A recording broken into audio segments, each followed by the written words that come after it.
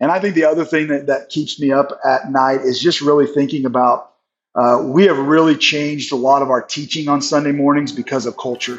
And what I mean by that is not at all backing down what the Bible said. In fact, we've been running head on into it.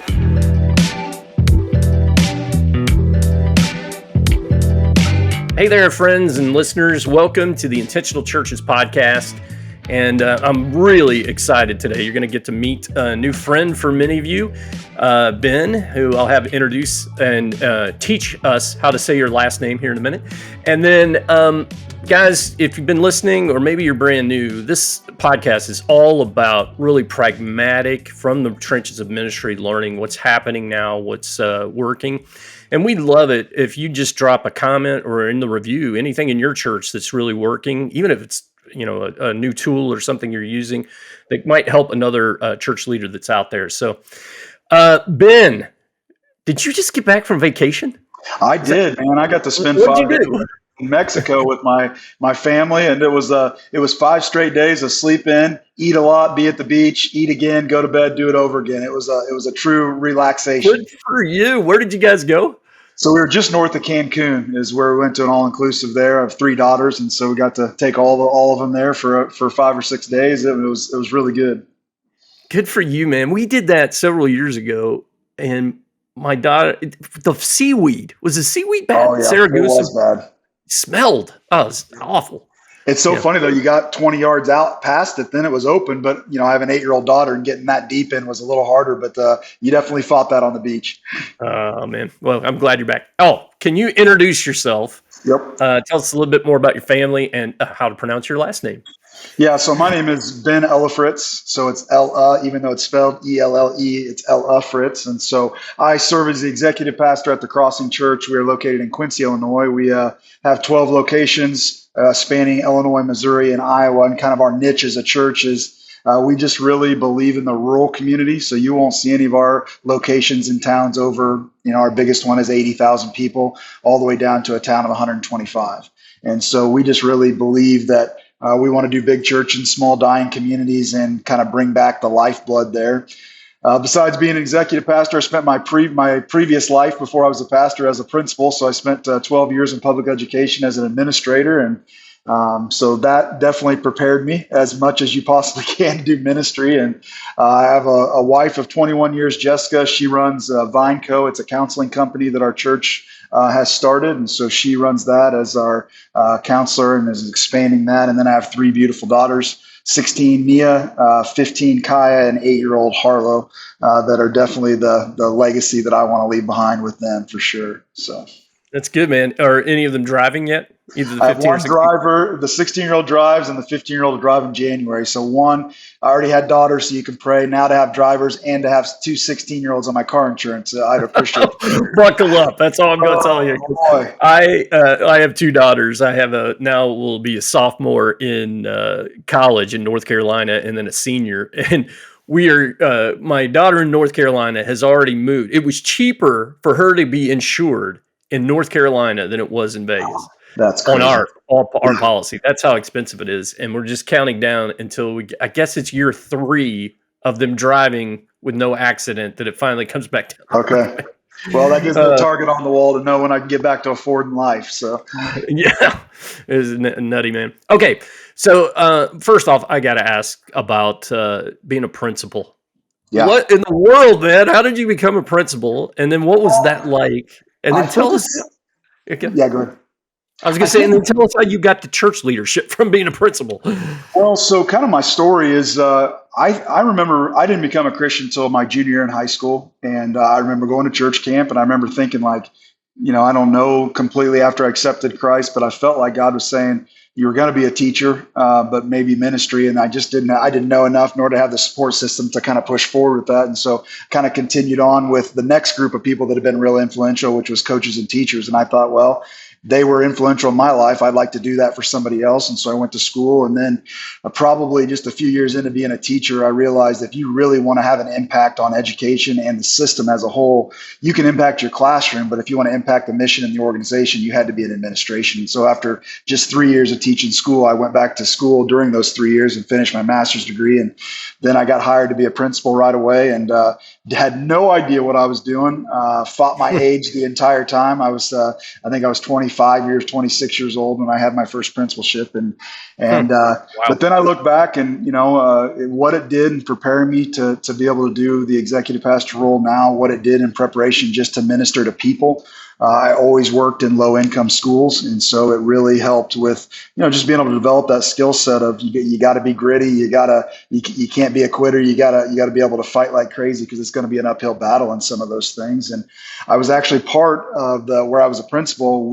I was an elder at the church, and the crossing where I work now, we had kind of reached out to them after losing our senior pastor and said, hey, would you just do a quick 360 eval of our church and see if you see any things we're missing before we bring a new pastor on? And at that point, they said, well, we could do this, but why don't you just become a crossing location? And where we were at became the second acquisition for the crossing as far as acquiring an existing church. And I went from being an elder just to being a difference maker servant. And then after 2 years of doing that, Clayton, our senior pastor, said, I think that you should be the next campus pastor at our Macomb location. And I just thought, what in the world? And I went home and told my wife, and she instantly said yes. And so I had to slow her down until God kind of got me in order. And that was 10 years ago. So, yeah. Oh, 10 years, man. Yeah, yeah, Yeah.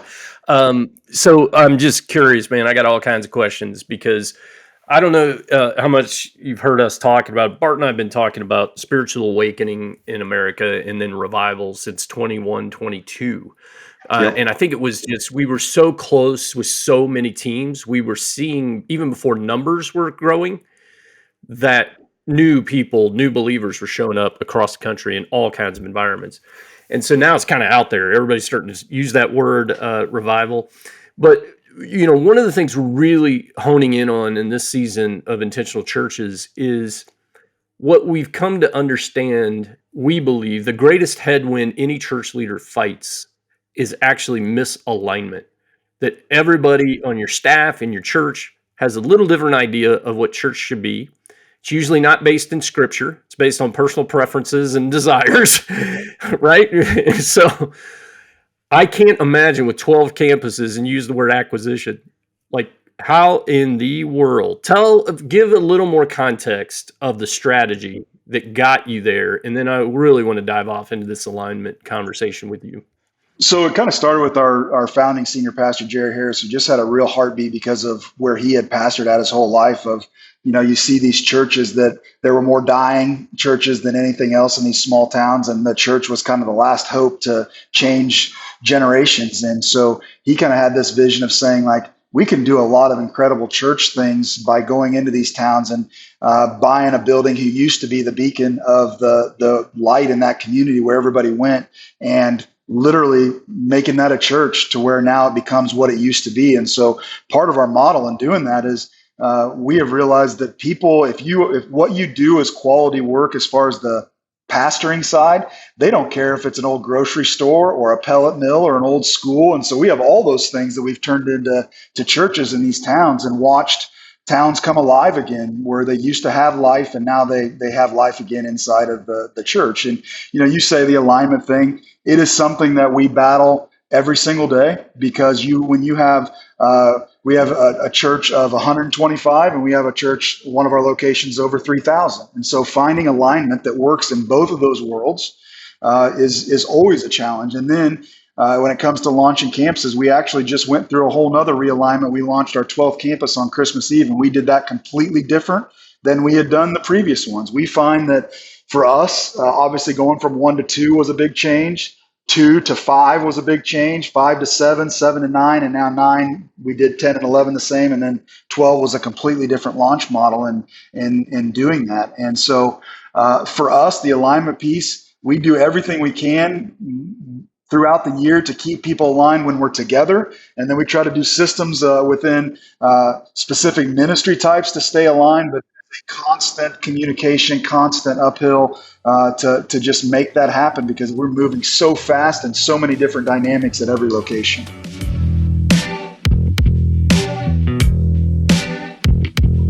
So tell our listeners a little more about this evolution from, especially because I don't know if your memory's like mine, man. You may not be able to remember back to 2 and 3, but from 10 and 11, the evolution to 12. Yep. So what was happened the to us evolution and why? on 10 and 11? What happened to us is we started having pods of people that came to us and said, hey, come to our town and start a location. And then we've already, we promise we'll give, we promise we'll serve, we promise we'll be in disciple making relationships. And then in 10 and 11, I don't believe a single person of the 50-person launch teams made it. And so here we found ourselves in 10 and 11 with, big dollar budget build outs of an old building to make it into a church. And then the very people who said, I will be a kingdom worker, I'll be a difference maker, I'll give to it, I'll serve at it, and I'll help you disciple people, just said, I'm out because they like the idea of it without the workload of that. And so what we did with 12 was from the time that a church came to us and said, we'd like to give you our building until the time we launched was almost a year. And for a year's time, we did nothing other than we had one preview service a month and one town hall meeting to answer questions. We cast no vision. And we just said, every time we have these things, I want you to see who we are as a church. Clayton was there once a month and I was there every time. And we just said, when we hit 100 people that are giving, 100 people that are in a disciple making relationship, and 100 people that are committed to being a difference maker, we will launch this church. And it took us we started those in January, and then we launched last year at Christmas Eve. But that was a big shift for us. Instead of putting in all the money and trusting the people, we said, you need to show up and show us, because we are never a church who is staff driven. We are difference maker driven. And so if we don't have the core people to be able to do the work, we just can't do that. So that was a completely different paradigm shift. But this is what happened. We launched, the church is running just short of 300 people right now since Christmas Eve. We're already at 2 services. And the church started cash flow positive, and that has never been the case for us in any startup we've ever had. Fascinating, man. Which again, the multi-site model has been around for so long now. When I start thinking back, man, it is.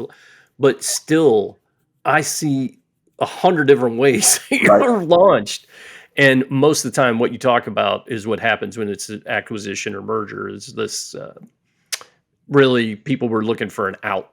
Or you get people, unfortunately, where you go to a new community is you hope to get new people that are unchurched, that don't know Jesus. And then lastly, you want to get the people that are disgruntled or whatever. What ends up happening, though, is you start the other way. You start with the people who left their church, but then they want you to do all the ideas that they left their church for. And you're like, well, wait a second, that's not going to work out. And so, those things are always shifting and changing. Yeah, I want to dive into a couple of definitions of words you're using for our listeners. So I could probably infer difference maker, but tell us what that is and how you guys execute around that strategy. So basically, when you become a difference maker, we treat you as if you're on staff. You just don't get paid. So we have higher expectations. They are people that we would allow to do hospital visits. They're people that we would allow to lead a ministry, meaning doing scheduling, to discipling those people. And so to become a difference maker, and then all levels of that, obviously we have somebody who wants to be I want to rock babies and open the door and say hello, to people who want to actually lead a ministry from the bottom up. And so we've really felt like, versus saying volunteer, difference maker gives you a purpose, and everybody wants a purpose. Yeah. Like, how far do you go? Like, do they literally have keys? We have some with keys. We have some that attend our all staff meetings.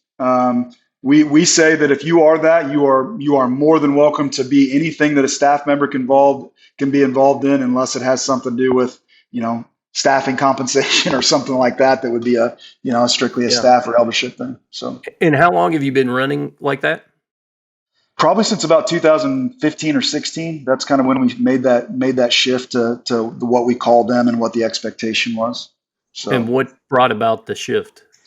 I think at the end of the day, what we realized was we could never, the downside of being in a rural, non-vibrant communities it's really hard to attract staff. We've never had a year that I've been here where we don't have unfilled staffing positions. We don't have people. So for us, we just realized if we want to do all the work that God has set before us and truly see a harvest, we are going to have to raise people up that see themselves doing lay ministry and doing, hey, I have my 40-hour-a-week job, but I love what the church is doing and I want to be a part of it. And we just found out that when you make big asks, you get big returns. And for a long time, we just didn't have high expectations for people. We thought, well, Doug already works 50 hours a week. We can't ask him to do that. And we answered for you instead of giving you an opportunity to say no. Bingo, man. Well, I'm drilling so far into this because, everybody knows it now. But again, one of the early things we were learning, Dwart and I have been doing this, I think 15 years now. I cannot believe how this thing has evolved over 15 years. But that there is a real crisis around paid staff. Like, where are you going to find them? The Bible colleges, at least in the Christian church movement, have all pretty much folded up except for a couple. And even those, I did an event at Milligan, and they told me it was single-digit ministry students or something like that they're turning out now.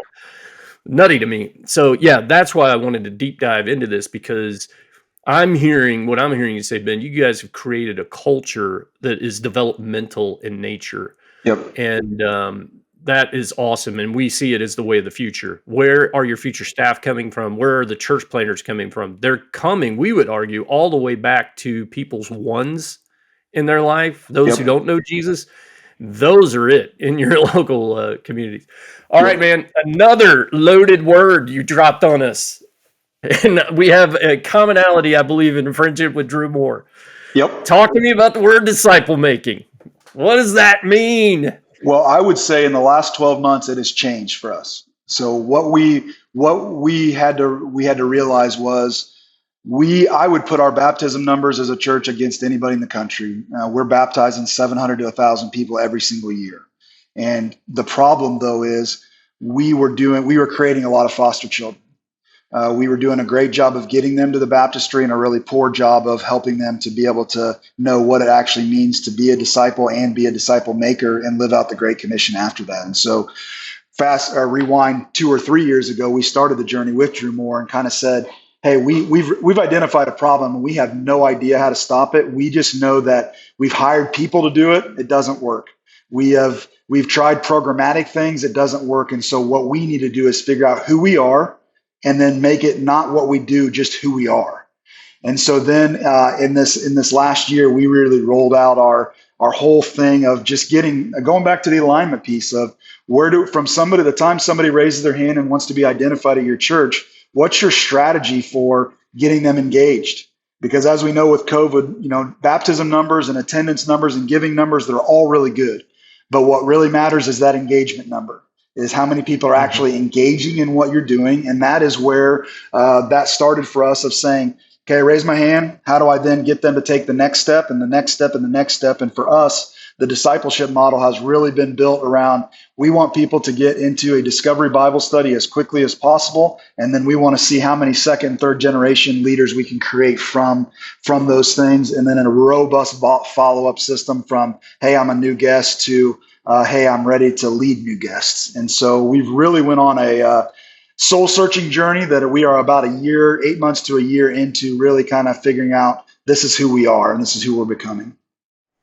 It's fascinating, man. This discussion isn't going away for the rest of my years in church leadership because we've gotten so confused. Yep. I argue we're confused about maybe theology, but especially ecclesiology and missiology. And you probably know it, but the amount of churches that we go to, I led this way as an executive pastor, longtime executive pastor. I led with an institutional mindset. Like we were going to build the machine. Yep. And I'm under just immense conviction the last 5 or 6 years that no. We've just gotten so far away from the way Jesus discipled people actually.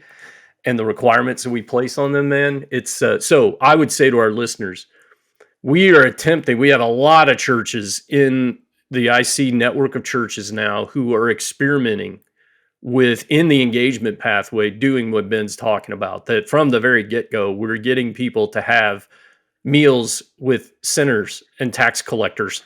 Yep. Immediately. No Yep. preparation.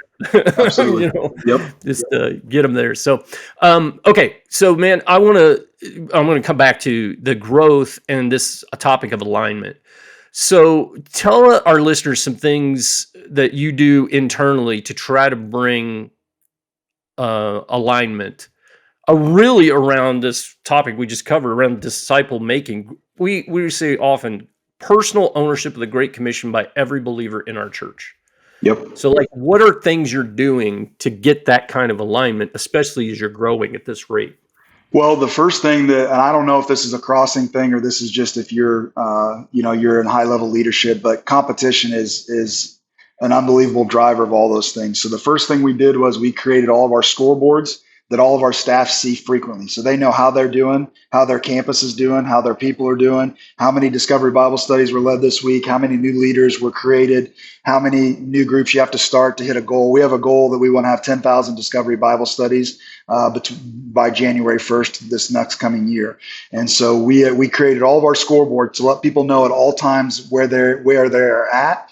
And then we created what we call monthly outlets, where we just have what we get people. It's an outlet because we want you to get plugged in, because we know connected things live and disconnected things die. And so just having a natural thing in which people can attend at any time to get information or start the next step of that discipleship. And then from that outlet, we identify everything from spiritual gifts to opportunities for you to get involved, to what does it look like to be a disciple maker. And we're just trying to give every single person that we can the baseline knowledge that they need before we send them out. And then there's a natural checkpoint. Hey, go out and try stuff. We say it all the time. I'm going to do it and you watch, then you're going to do it and I'm going to watch, and then I'm going to send you back and you're going to fail a whole bunch of times and you're going to come back, because one of our guilty things is that we are such a high excellence level church. We've had to push our people to get back to pastoring, because we've become so programmatic on everything that we do. And we're just saying people like, my kids aren't going to care about a light show and how loud the music was and the smoke. What they're going to care about is who showed up, who was there on the darkest days, who invested in them. And really, we've had to work a ton on those things to get our own staff back to, hey, let's pastor people over. Just think about programming and excellence all the time. That's good, man. Are there some things come to mind that you have done with staff to get them there? Because I'm going to guarantee you, most of our listeners, this is a struggle for everybody. Staff are so busy running the play, they're actually not running the actual biblical play, which I know is awful to say, but again, I was guilty of this. Sure. So we start every August with a retreat for our staff that we bring everybody in for 2 days. And then we train them on what we're expecting for the year. We vision cast for what the year looks like. So that's kind of the starting of every year. And then we have 6 all staff meetings a year where we do 3 Ds every single time. We train them on something doctrinally so that they are more and more prepared. We train them on something that is way more devotional in type, make you feel good, check in with those kinds of things. And then a 3rd D for us is development, where that is some kind of leadership thing, whether we're talking about how do you have a difficult conversation to how do you vision cast, all those things. And so we're doing that 6 times. And every single time within that, we're applying that back to how you can use that to be a disciple maker, how you can make more disciples inside of that. And then every single one of our meetings that we start, like all of our campus pastors get together and we're doing a Discovery Bible study and modeling for them on every 6 weeks on those kinds of things. And then again, most of the stuff also happens at the campus levels of checks and balances. We set high expectations. Every staff member has to lead 2 Discovery Bible studies a week, because we believe that if they're doing it, then it's easier for them to lead out on it. So we kind of set expectations. You say 2 a week? Yep. Fascinating, man. And then we put a ton of money in our budget to the things we wanted them to focus on. So we put tons of money for people to take people out to coffee, to take people out to lunch, to invest in them in that way, because we just know where you put your money is where you're going to put your actions. And then again, with the accountability with the scoreboards, giving them money to be able to do those things, and then the constant talking about it all the time. Those have been the things in the last year that have really, I feel like, given us the most, needle movement. What hasn't worked, or what's been the most difficult in this transition y'all are making? And things yeah, for sure. We realize not only our staff, but our people, I don't know how else to say this, really kind of maybe unprofessionally, but they're fat on knowledge and really, really weak and out of shape on action. So where we found is, when you're going through a discovery Bible study and it asks you, what is the command God wants you to obey? Who are you going to share this with? What are you going to do with what you just learned? That's where you get the crickets. In fact, a lot of our discipleship groups in the past have actually created a ton of negative energy to do this, because you get with 5 people and then that can become 7. And then for the next 25 years, you've met with those 7 people. You haven't had a new person. You haven't discipled a person. It's basically a Christian gathering every Sunday night. And that works against what we're actually trying to do in making disciples, because you have to continually be going out and actually doing something with God's word. And that has been, still to this day, the biggest struggle to get our people, not just that you heard God's word, but you actually leaned into the Holy Spirit to what he wanted you to do with it and who he wanted you to share it with. Yeah. And again, just for clarity of terms, somebody not familiar with Discovery Bible Study, it's 3 simple questions. Can you give those real quick that you ask over the passage? So basically, it's you're looking at a passage and you're basically saying, what's the sin that God wants me to avoid in this passage? What's the promise? What's the example? And what's the command to obey? So it's the spec, and you're walking through that no matter what your passage is. And then the idea is on the command to obey, everybody in your group would say, hey, I felt like God is saying I need to share this verse with this person, or I need to do this in my life. And then we say in the next 47 hours from this group, we're going to follow up with each other to find out, did you actually do what you said you were going to do? Again, think about how different that is, man, from the way we were all running groups. Think about, oftentimes I had a call with someone this week, man, who was talking about it was so off the wall. I mean, literally, he was like, cancer could be defeated in 2 weeks. I'm like, what? And he's like, the big pharmaceutical companies won't allow this. What you're saying makes me think about like Lifeway Resources and all these big economic engines that were built around Bible studies. Yep. That were very, what was the big one, man, that, years ago was so popular, very in-depth Bible study. Was it Blackaby's, the system? No, I'm losing it. Okay. You could get trained and certified in this thing. And we had groups that would teach it here. Anyway, I'm not being very helpful for the listeners, but the point is that it was so complex and so difficult. It wasn't portable. It couldn't multiply. Right. Only with those smart enough to learn how to go into that deep of inductive Bible study. Yep. Again, and I go in a classroom and I look around the room and I'm like, when's the last time one of these people led somebody to Christ? Absolutely. For sure. No. So I'm sorry I'm going down a little negative path here, but I just think as we generationally hand off, I'm Gen X, to millennials and Gen Z, I think we have to get this figured out. So we get back to basic blocking and tackling. And the other thing that happens when you do that, like the stories that you get to hear from people when you actually let them just share their life or actually what God's doing, it's infectious for every single person. And if you're in a group and everybody's sharing about what God's doing and what God did through the risks they took, it is just all of those things that are just what makes being a Christian so powerful, man. It's crazy, man. It's part of the value we try to uphold with intentional churches. Like it'll be out there eventually. We'll tell a story. I had a senior pastor, and I found out through his executive, a senior pastor on Easter baptized one of his ones. Wow. And they had personal. This wasn't he just came and wanted to be baptized. Like he'd been working in Pablo's life for quite a while. Pablo brought 2 of his ones on Easter to see him get baptized. I'm going to find out tomorrow. I think I'm on the phone with the 2 of them together. If he's baptized them, you know what the senior pastor did? I've never seen before. He, at the end of the Easter service, because he was the last baptism, said, "Pablo, pray us out." I was like, "Oh my That's man, awesome! Let's go." We would have never done that back in the heyday of Canyon Ridge. I'm like, how far this younger generation's coming, man. Absolutely, it's so needed.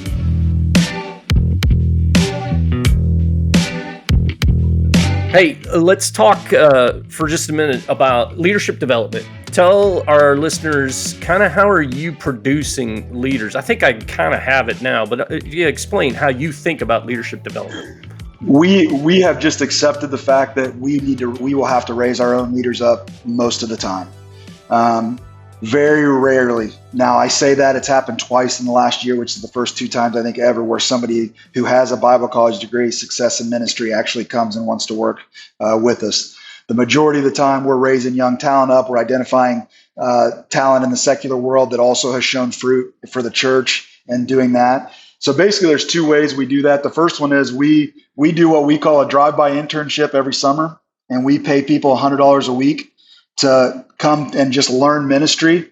And it's almost always college students, young adults, less than 30-year-old people that want to just do. We always say, people, this is a way for you to see the good, the bad, and the ugly of ministry before you decide if God's calling you into it. Because the other thing that in our model that happens is everybody loves what Sunday morning looks like, and they have no idea that that is the easiest day of the week. The play's already been called. You're just executing. Monday morning is when ministry's tough, when you're dealing with all the trouble that came from service or the trouble that people told you at service, whatever all those things are, right?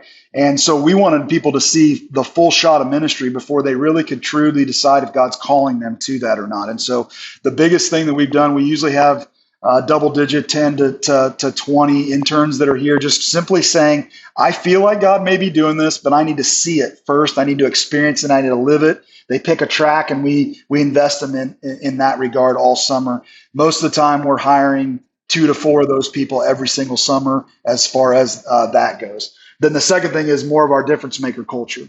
Most of the time, the best way that you get identified as a future staffer is that you have unbelievable fruit, success, and kingdom work completed inside of the church with what you're doing, whether that is you're baptizing more people than anyone else, whether that is, you started more DBSs than anyone else. You constantly have a new guy coming with you at church. You're telling stories of the unbelievable God conversation at the gas station you had. It's that kind of momentum stuff that we're seeing that says, hey, let's have a conversation. I mean, it's when you look at our campus pastor group. I mean, you've got people that used to be bankers that are now campus pastors, used to be, fill in the blank. Myself, I was a principal. It's all those kinds of people that God got a hold of them, changed their life, and all they want to do is spend the rest of their life telling people the same thing about the same person that changed their life. And that's kind of been our model, is identify them young and then identify the success stories that you have inside of your current context.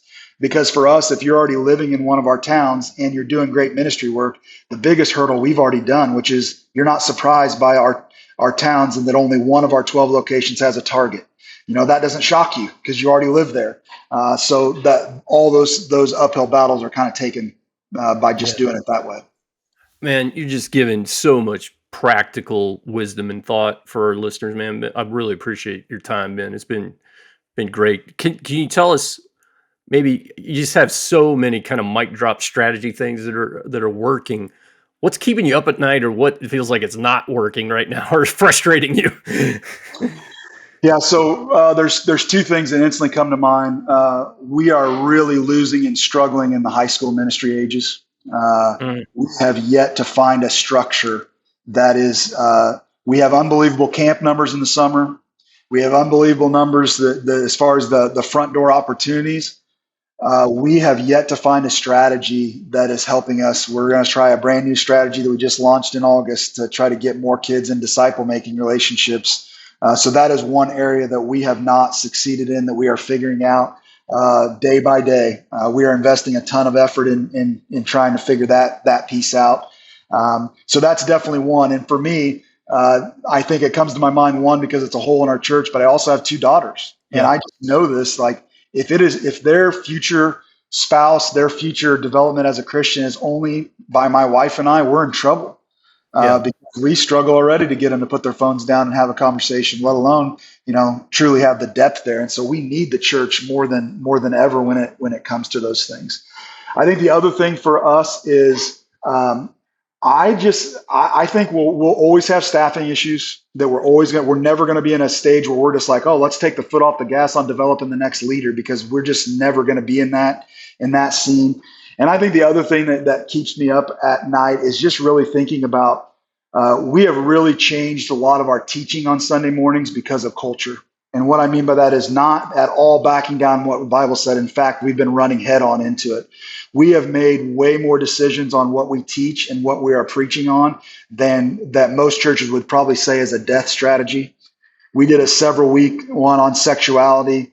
We took our people through Romans. We're taking them through 1 Corinthians. Like we have decided that everybody else in the world is telling our young kids and our adults what they should do and what they should believe. And the church is just kind of, in all honesty, sometimes taking a weak approach. And we've Yeah. decided we're not going to do that. And so what keeps me up at night is some of the things we're deciding to do. Some people could argue that you're not trying to grow your church, you're trying to diminish it, you're trying to kill it. And we just have seen nothing but the opposite. The harder we've pushed on giving, the harder we've pushed on sexuality, the harder we pushed on cultural issues, people are just hungry for that.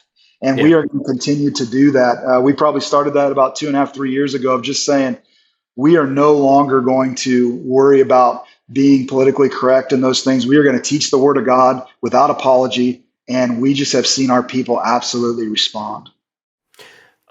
Dude, those are trends throughout the nation. High school, and as a father of almost done high schoolers now, the schedule is so competitive. I mean, my one daughter played club. She's quarterback, plays flag football. I don't know, has flag football made it to your neck of the woods yet? You're more in Chicago and bigger areas than where we're at. So, oh yeah, she's like practiced at the Raiders facility 3 times. Had coaches, met Max Crosby. I mean, it's ridiculous. Awesome. The exposure this girl's gotten. Anyway, the schedule. I think the only way I see forward is that high school men are going to have to learn how to do DBS. Yep. And they're going to have to be smaller clusters and less big event gatherings. Yep. And then definitely staffing the trend. And then, believe it or not, man, you are one of many I'm hearing this. No, we're going after it. We are declaring. And then what we're finding is this younger generation is actually hungry for it. They needed the guardrails that us and the Gen Xers removed for our kids. They needed the guardrails. So anyway, man, hey, last bit of conversation. It's a little bit selfish on behalf of myself and IC, but I think it's important that our listeners would hear it from you. You've been the last couple of years inside of this executive leader kind of training inside of, we deliver it in cohort, but with a live event. But tell our listeners what that's done for you, how it's been helpful, and maybe are there even things you wish it were doing more of? Give us some background on that. Yeah, so for the last 2 years, I've been in 2 separate XP cohorts that have both been completely different makeups of the first one was just, every church from our size to lower. And this last one I'm in has been more for larger churches to do those things. But they've both accomplished the same thing that we all need. And one, we all need community. We all need a group of people that we can call that is safe and that is not emotionally involved in it. When we get involved in the pit of something, we can't take the emotion out of it. When you talk to somebody, who's not emotionally tied to something, they can give you way more wisdom than you can ever get from somebody that's so so institutionalized in what you're already doing. And so you get to sit around a group of people with a group of people that are in the trenches doing the same kind of work you're doing, and they can give you unbelievable. Some of them can save you from scars that they already have. Some of you can learn. I mean, not just the pretty stuff. I mean, we've walked through marital affairs. We've walked through deaths. We've walked through scandal. We've walked through unbelievable plateaus of numbers and win stories. But having the community of people that you can do it with and you can be together with, and for what you get versus the commitment, spending just a little bit of time in person, the rest of the time you're giving up an hour a month to get together on a call. It has done unbelievable good things for me just to have a group of people that I can reach out to that, hey, they talked about something. And I'm like, we're in that season.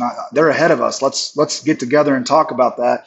And then you always just have this group of phone numbers that you can call at any point to say, like, I just need something, or I just need to talk this out, or what would you do in this situation? That just gives you perspective that's so important moving forward. And so I couldn't encourage people enough. If you're in, there will be no greater dollar for dollar investment than you do to invest to be a part of that because of what you'll get in return. Yeah, Melissa Sandel helped build this thing, and really, it is truly training. And she knew the way she was going to design it, the community, which nobody's going to buy community, so to speak, but the training opened up the door to the community. And I've heard that again and again from the 60 or so that have been through. And by the way, Ben, Matthew Robinson, who is a close and dear friend at First Orlando, man, he just speaks so highly of you. Oh, thank you. I like Matt. I really do enjoy him every time I'm around. He's such a good great. Dude. Yeah. He's great. Well, Ben, this has been awesome. There've been several pragmatic things, and that's how we really define this podcast. We want to be from the trenches of ministry. So, thank you for giving our listeners just the way you're thinking about this. And to all of you, I would say I see more and more is about handing this off back to the community.